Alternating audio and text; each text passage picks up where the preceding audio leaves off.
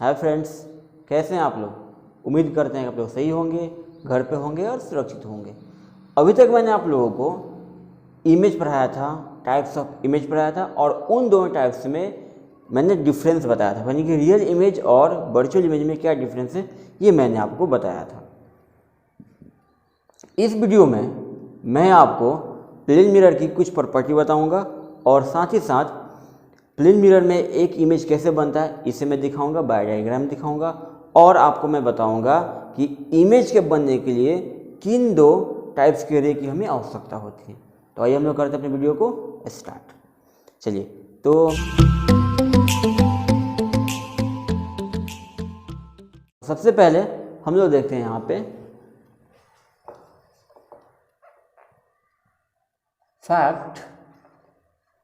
facts about the plane mirrors। पहला इसका fact ये है कि इसकी जो फोकस होती है वो इन्फिनिटी होती है। Focus, centre of curvature,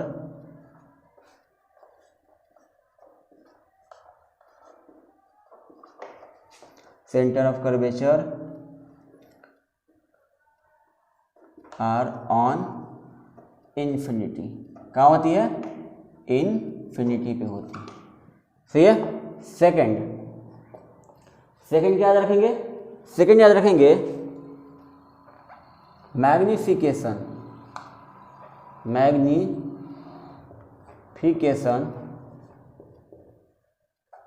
of plane mirror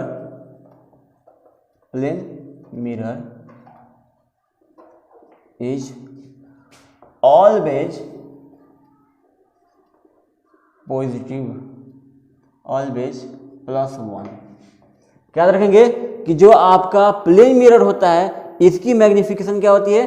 +1 होती है। अब यहाँ देखिए मैग्निफिकेशन क्या है, मैं आपको शॉर्ट में बता दूं। मैग्निफिकेशन मतलब m इक्वल होता है height of the image by height of the object. और आपको एक बात पता होनी चाहिए कि जो प्लेन मिरर होता है इसमें इमेज की हाइट और ऑब्जेक्ट की हाइट दोनों ही इक्वल होते हैं। सही है। याद रखेंगे कि जो आपका प्लेन मिरर होता है इसमें इमेज की हाइट और ऑब्जेक्ट की हाइट दोनों ही इक्वल होते हैं। अगर सपोज कि अगर आपकी इमेज की हाइट 2 हो, और एक बात याद रखेंगे कि जो आपका प्लेन मिरर है वो हमेशा वर्चुअल इमेज बनाता है। और मैंने आपको बताया था कि वर्चुअल इमेज की जो साइन होती है, सिंबल होती है, वो प्लस होती है। सही है। तो अगर सपोज कि अगर इमेज की हाइट 2 सेमी है तो ऑब्जेक्ट भी 2 ही सेमी का होगा। मतलब क्या कि अगर ऑब्जेक्ट आपका 4 सेमी का है तो इमेज भी 4 सेमी का, अगर ऑब्जेक्ट आपका 5 सेमी का है तो इमेज भी 5 सेमी का होगा। अगर आपका ऑब्जेक्ट 6 सेमी का होगा तो आपका इमेज भी 6 सेमी का होगा। मतलब ये कि प्लेन मिरर में ऑब्जेक्ट की हाइट और इमेज की हाइट दोनों क्या होते हैं? इक्वल होते हैं। दोनों क्या होते हैं? इक्वल होते हैं। सही है। और यहाँ प्लस का मतलब ये हुआ कि प्लेन मिरर में जो इमेज बनेगा वो वर्चुअल होगा। सही है। तो अगर ये 2 है तो ये भी 2 होगा। कटा तो कितना? +1। सही ना। ऐसे ही अगर ये ऑब्जेक्ट 6 होगा तो ये +6 होगा। कटेगा तो कितना होगा? याद रखेंगे कि प्लेन मिरर की जो मैग्निफिकेशन होती है वो हमेशा +1 होती है। क्यों होती है? क्योंकि प्लेन मिरर में height of the object is equal to the height of the image. सही ना। और प्लेन मिरर हमेशा क्या करता है? प्लेन मिरर हमेशा वर्चुअल इमेज को फॉर्म करता है। और वर्चुअल इमेज का ये सिंबल साइन क्या होता है? प्लस होता है, इसलिए ये भी क्या होगा? प्लस होगा। तो याद रखेंगे। समझ में आ गई बात? चलिए नंबर 3 देखते हैं। नंबर 3 क्या बोलता है? It follows the law of reflection. याद रखेंगे कि ये रिफ्लेक्शन के लॉ को फॉलो करता है। Number 4, it forms it forms always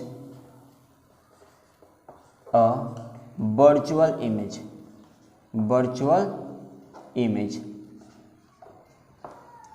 सही है। तो ये हो गए कुछ आपके फैक्ट जो आपके प्लेन मिरर से रिलेटेड हैं। ठीक है, इसके अलावा भी कुछ इसके फैक्ट है जो मैं आपको इमेज फॉर्मेशन जब इसका मैं बताऊंगा प्लेन मिरर का तो मैं आपको बताऊंगा। ठीक है, तो पहला क्या याद रखें कि इसका फोकस, सेंटर ऑफ कर्वेचर सभी के सभी कहाँ होते हैं? इन्फिनिटी पे होते हैं। कहाँ पे होते हैं? इन्फिनिटी पे होते हैं। अब इन्फिनिटी पे होने का मतलब ये हुआ कि अगर आप इमेज को कहीं भी रख अगर आप ऑब्जेक्ट को कहीं भी रख दो, वो ऑब्जेक्ट हमेशा क्या होगा कि प्लेन मिरर और इन्फिनिटी के बीच ही होगा। सही है। क्या है? पहला आपसे बताया गया क्या कि जो आपका प्लेन मिरर होता है उसका फोकस और सेंटर ऑफ कर्वेचर सभी के सभी इन्फिनिटी होते हैं। इसका मतलब हुआ कि आप ऑब्जेक्ट को कहीं पे भी रखोगे वो हमेशा क्या होगा कि आपके मिरर और इन्फिनिटी के बीच में होगा। इसलिए इसमें किसी भी कंडीशन में आप रख दीजिए ऑब्जेक्ट को, किसी भी पोजीशन पर रखिए ऑब्जेक्ट को, उसका जब बनेगा तब एक वर्चुअल इमेज बनेगा और वह इमेज जो होगा वह बिल्कुल ही सेम साइज का होगा जितना बड़ा आपका ऑब्जेक्ट होगा। क्यों? क्योंकि पोजीशन कभी भी इसका चेंज ही नहीं होगा। तो ये देखिए इन्फिनिटी का मतलब पूरा हो गया। अगर मैं यहाँ पे भी रखता हूँ ऑब्जेक्ट तो भी क्या हो गया? प्लेन मिरर इन्फिनिटी के बीच। यहाँ भी रखूँगा तो प्लेन मिरर इन्फिनिटी के बीच। अगर मैं यहाँ भी रखूँगा तो प्लेन मिरर और इन्फिनिटी के बीच। यहाँ भी मैं रखता हूँ तो प्लेन मिरर और इन्फिनिटी के बीच। यानी कि ऑब्जेक्ट को आप चाहे आगे पीछे कितना भी वो कर लें, मतलब ये सर्कल है, लेकिन वो हमेशा कहाँ रहेगा? तो वो प्लेन मिरर और इन्फिनिटी के बीच रहेगा। इसका मतलब कि सारे पोजीशंस के सेम ही रहेंगे। तो पोजीशन के सेम होने के कारण वो क्या होगा कि एक ही पोजीशन को क्या करेगा? इंट्रोड्यूस करेगा और इसी कारण हमेशा एक वर्चुअल और सेम साइज का इमेज बनेगा। That's clear? Okay. Second point इसका है कि इसकी मैग्नीफिकेशन +1 होती है। मैंने आपको बताया कि मैग्नीफिकेशन का क्या होता है, तो height of the image by height of the object, और जितनी हाइट होती है इमेज की ऑब्जेक्ट की उतनी ही हाइट होती है इमेज की, और वर्चुअल इमेज होता है इसलिए +1 कट के होगा कितना? +1। सही है। नंबर थर्ड क्या बोलता है? It follows the rule law of reflection. ये याद रखेंगे, चाहे कोई भी आपका मिरर हो उसे रिफ्लेक्शन के लॉ को फॉलो करना पड़ता है। सही है। Number 4, it forms always a virtual image. ये हमेशा क्या करता है? एक वर्चुअल इमेज को फॉर्म करता है। कोई दिक्कत? चलिए नेक्स्ट पॉइंट अब हम लोग को पढ़ना है इमेज फॉर्मेशन। क्या पढ़ना है? Image formation by a plane mirror. सही है। चलिए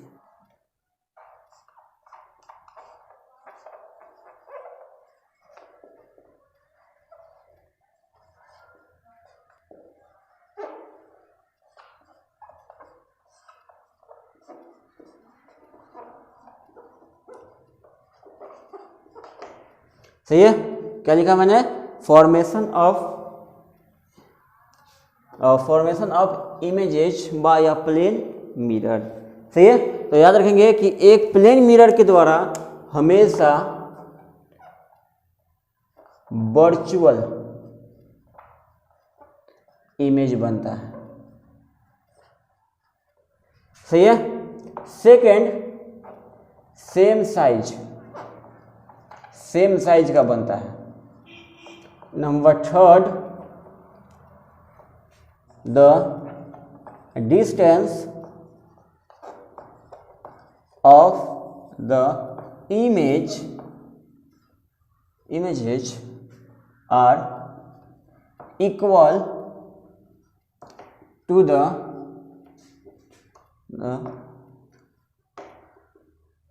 distance of objects। यानी कि जो इमेज का डिस्टेंस होता है वो ऑब्जेक्ट के डिस्टेंस के इक्वल होता है from the mirror, from the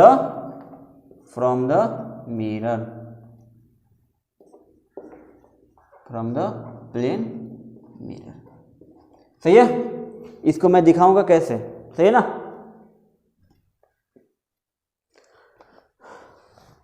अब देखिए यहां पे सपोज कि यह एक प्लेन मिरर है। मैंने इसको कोटेड कर दिया याद रखिएगा, कोटेड करने में हम लोग सिल्वर का यूज करते हैं क्योंकि सिल्वर बहुत ही अच्छा रिफ्लेक्टर ऑफ लाइट है, सही है ना। और उस पर हम लोग क्या करते हैं, लेड फेरिक ऑक्साइड का एक लेयर चढ़ाते हैं ताकि वो किसी भी तरह के खरोच से बचा रहे, सही है। हम क्या करते हैं, यहाँ पे रखते हैं एक मोमबत्ती,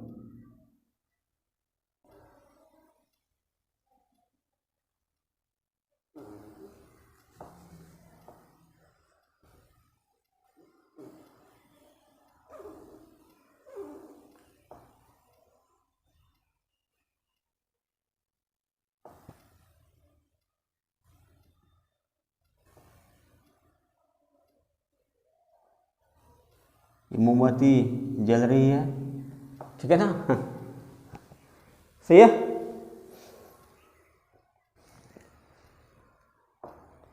यहाँ से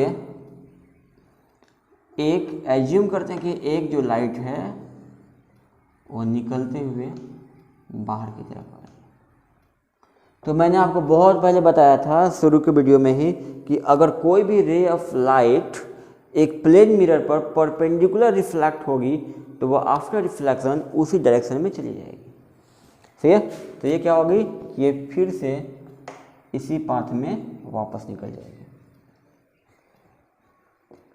दूसरी रे ऑफ लाइट हम लोग लेते हैं यहाँ से,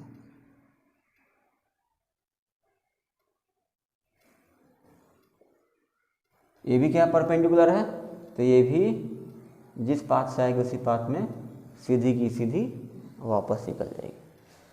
तीसरी रे ऑफ लाइट हम लोग लेते हैं यहाँ से, ठीक है। तो यहाँ देखिए जब वो क्रॉस आती है, क्रॉस पाथ पे जब वो रिफ्लेक्ट होती है तो लॉ ऑफ रिफ्लेक्शन को फॉलो करते हैं, क्योंकि मैंने बताया था कि प्लेन मिरर को भी लॉ ऑफ रिफ्लेक्शन को फॉलो करना पड़ता है। तो लॉ ऑफ रिफ्लेक्शन को फॉलो करते हुए एंगल आई के इक्वल एंगल आर बनाते हुए बाहर निकल जाएगी। आई बात समझ में, यहाँ तक कोई डाउट नहीं है। चलिए, और एक अन्य किरण, एक अन्य रे यहाँ से रिफ्लेक्ट होती है यहाँ पे, तो फिर से ये क्या क्रॉस है, तो फिर से ये लॉ ऑफ रिफ्लेक्शन को फॉलो करते हुए ऐसे बाहर निकल जाएगी। और जहाँ पे भी लॉ ऑफ रिफ्लेक्शन होता है वहाँ पे परपेंडिकुलर यानी कि नॉर्मल होता है, सही है। अब यहाँ देखिए ये हो गया हमारा आइज, ये क्या हो गया, ये हमारा आइज हो गया, ठीक है। अब हम देखते हैं कि ये जो रे है अगर ये प्लेन मिरर नहीं होता, ये प्लेन मिरर नहीं होता तो आगे ऐसे निकल जाती, सही ना। सोच सकते हैं आप, ये प्लेन मिरर के कारण इधर रिफ्लेक्ट हुई, अगर नहीं रहता तो ऐसे सीधे निकल के चली जाती। उसी तरह ये जो रे ऑफ लाइट है जो हमें यहाँ से दिख रही है, अगर ये प्लेन मिरर नहीं रहता तो हमें ऐसे नहीं दिखती, या अगर हम यहाँ से देख रहे हैं तो हमें लगेगा कि ये जो रे ऑफ लाइट है वो इधर के किसी पॉइंट से आ रही है, यानी कि ऐसे।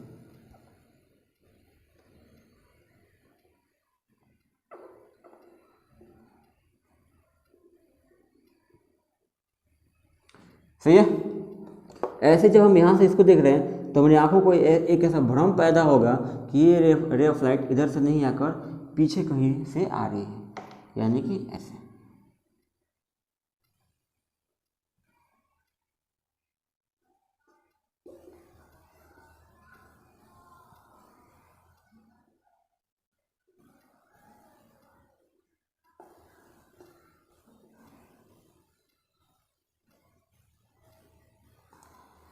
अब हम इसे क्या करते हैं, इसे एज्यूम करते हैं कि आगे की तरफ ऐसे बढ़ा।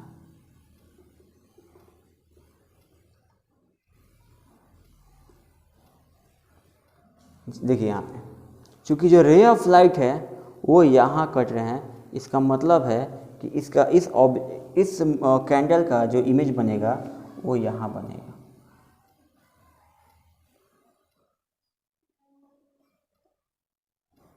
क्योंकि जहाँ पर रे ऑफ लाइट से रिफ्लेक्शन के बाद मिलती हैं वहीं पे क्या बनता है, इमेज बनता है।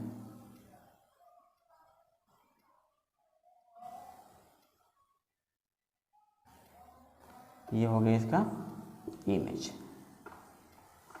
और ये हो गया कैंडल ऑब्जेक्ट। अब क्या होगा इसमें कि जो यहाँ से यहाँ तक का डिस्टेंस होगा, ये कैंडल से इस मिरर के डिस्टेंस, अगर ये सपोज कि अगर ये 2 सेमी का होगा तो यहाँ से यहाँ तक का भी जो डिस्टेंस होगा इस इमेज का, वर्चुअल इमेज का, ये भी 2 सेमी का ही होगा। याद रखेंगे ये बात, ठीक है। मतलब ये कि एक प्लेन मिरर में ऑब्जेक्ट की जो डिस्टेंस होती है वह इक्वल होती है इमेज डिस्टेंस के। किसके? इमेज डिस्टेंस से। यानी कि अगर यहाँ से देखिए, अगर ये यहाँ से यहाँ तक 2 सेमी है तो ये भी यहाँ से यहाँ तक 2 सेमी होगी। इसलिए यहाँ से क्वेश्चन बनता है कि एक प्लेन मिरर में ऑब्जेक्ट की डिस्टेंस और इमेज डिस्टेंस में क्या रिलेशन है, तो बताएंगे कि बोथ आर इक्वल। सही है। क्वेश्चन क्या बनता है कि एक प्लेन मिरर में ऑब्जेक्ट डिस्टेंस और इमेज डिस्टेंस में क्या रिलेशन है, तो आप बताएंगे कि दोनों इक्वल होते हैं। लेकिन एक और इसमें क्वेश्चन बनता है कि अगर कोई भी ऑब्जेक्ट मिरर से 2 सेमी की दूरी पर है तो ऑब्जेक्ट और इमेज के बीच में कितना का डिफरेंस होगा, यानी कि दोनों एक दूसरे से कितने दूर होंगे। तो यहाँ देखिए, यहाँ से यहाँ तक 2 सेमी और फिर यहाँ से यहाँ तक 2 सेमी, यानी कि पूरा डिस्टेंस कितना हो गया, पूरा का पूरा डिस्टेंस हो गया 4 सेमी। आया समझ में? ठीक है। क्वेश्चन क्या है, 2 क्वेश्चन पूछ जाएंगे।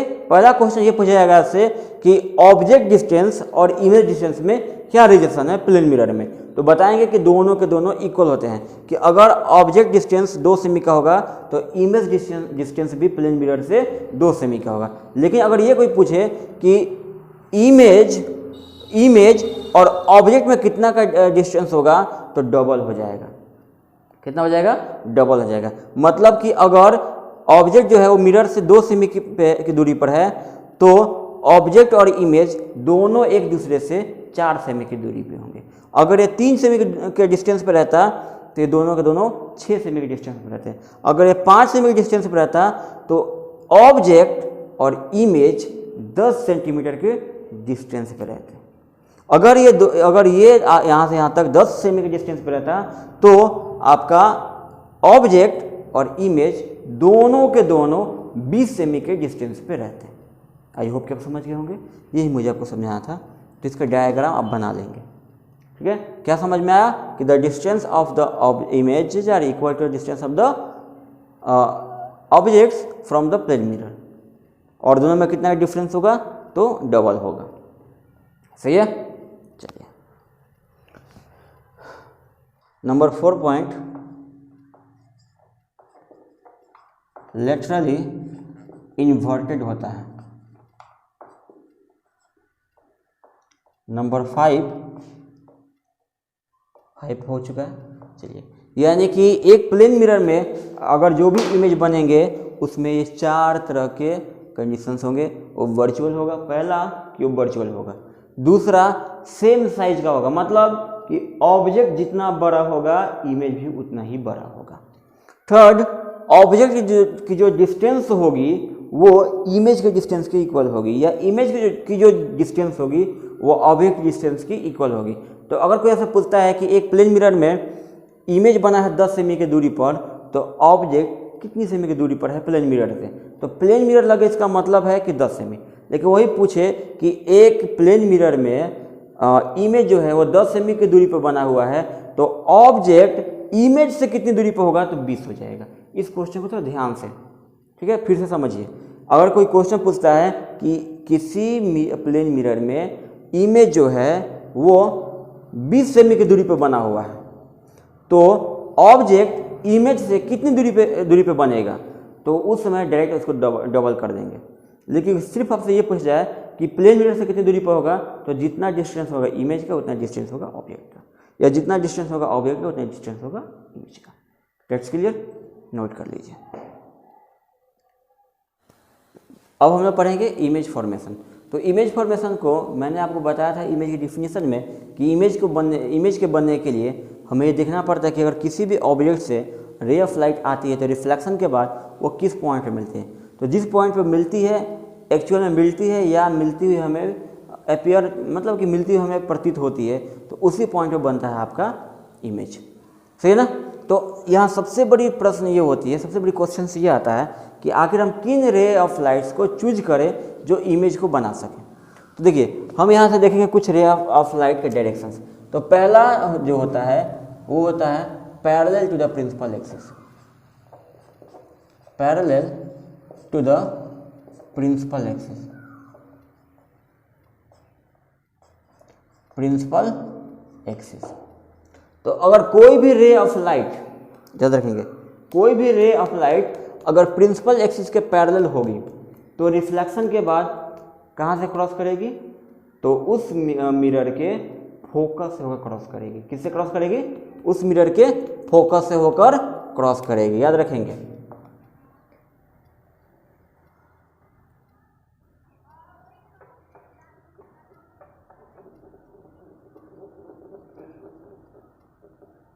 सही है। तो अगर कोई भी ray of light principal axis के पैरेलल होगी तो कनकेव मिरर में फोकस से होकर क्रॉस करेगी। किससे, फोकस से होकर। लेकिन कन्वेक्स मिरर में यह फोकस से आती हुई हमें प्रतीत होगी। क्या होगी, फोकस से आती हुई प्रतीत होगी। ये यहाँ से रिफ्लेक्ट और हमें लगेगा कि फोकस से आ रही है। याद रहेगा। पहला, अगर कोई भी ray of light principal axis के पैरेलल आएगी तो कनकेव मिरर में फोकस से होकर क्रॉस करेगी, लेकिन कन्वेक्स मिरर में फोकस से आती हुई प्रतीत होगी। फर्स्ट। सेकंड होता है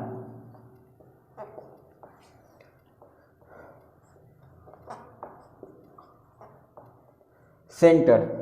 अगर कोई भी रे ऑफ लाइट सेंटर से होकर आएगी, किससे, सेंटर से होकर आएगी, तो वो रिफ्लेक्शन के बाद फिर से सेंटर से ही गुजर जाएगी, क्योंकि सेंटर जो होता है वो मिरर के सभी पार्ट पे परपेंडिकुलर होता है।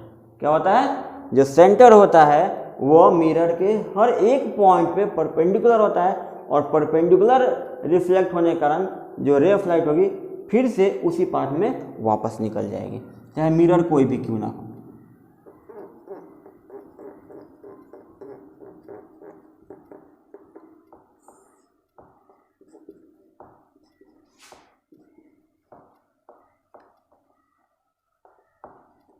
ये फोकस और ये सेंटर। तो अगर सेंटर के डायरेक्शन में आएगी तो रिफ्लेक्शन के बाद फिर से वो सेंटर से ही क्रॉस हो जाएगी, क्योंकि सेंटर क्या होता है, सेंटर जो होता है वो मिरर के हर पॉइंट पे परपेंडिकुलर होता है। कन्वेक्स में क्या होगा, कन्वेक्स में भी सेम होगा।